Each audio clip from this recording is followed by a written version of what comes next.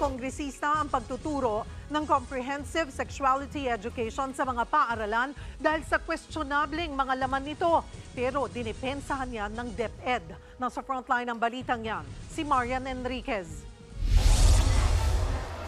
Comprehensive Sexual Education. Isa ito sa mga itinuturo sa mga estudyante sa paaralan alinsunod sa Department Order No. 31 ng DepEd. Pero kanina sa pagdinig ng House Committee on Basic Education and Culture, napag-alamang pati ang mga nasa kindergarten, sakop na rin ng pagtuturo. Naalarma ang ilang mambabatas dito kaya gusto nilang ipatigil ang pagpapatupad nito. Mayroon pang intimacy and reproduction. Including sexual body. The word sexuality itself has such a big connotation and definition under UNESCO. And you keep on insisting on using that term. Giit ng kinatawan ng DepEd na dumalo sa pagdinig, nakabase sa Reproductive Health Law ang pagpapatupad ng Department Order 31. At ang kahulugan daw ng CSE ay nakabase mula mismo sa United Nations Educational, Scientific and Cultural Organization o UNESCO, bagay na kinuwestiyon ni Congressman Abante. Bakit kinakailangan nating sundin ang Western ideology tungkol dito?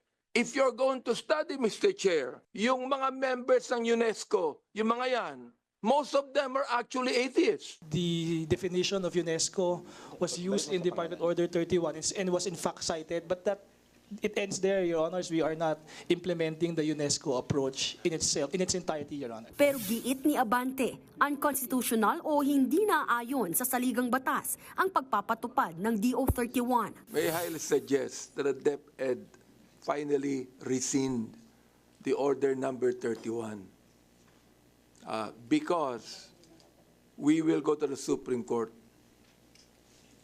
to declare and ask the Supreme Court to declare this unconstitutional. Sino raw ba ang nag-utos na isama sa pagtuturo sa mga bata ito?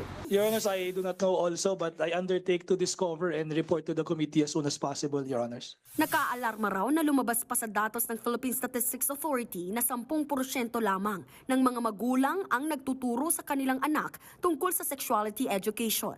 Pero giit ni Abante, Pero hindi po dahilan yan para tanggalin natin sa mga magulang ang karapatan nila na turuan ng mga bata. Therefore, anong dapat gawin ng gobyerno? Turuan yung mga magulang, hindi yung mga bata. muli naman daw pag-aaralan ng DepEd ang pagpapatupad ng programa. Nagbabalita mula sa Frontline, Marian Enriquez, News 5. Mga kapatid, Cheryl Cosim po, huwag maging huli at maging una sa lahat sa balitaan. Para sa tuloy-tuloy na talakayang sa Frontline, mag-follow at mag-subscribe sa social media pages ng News 5.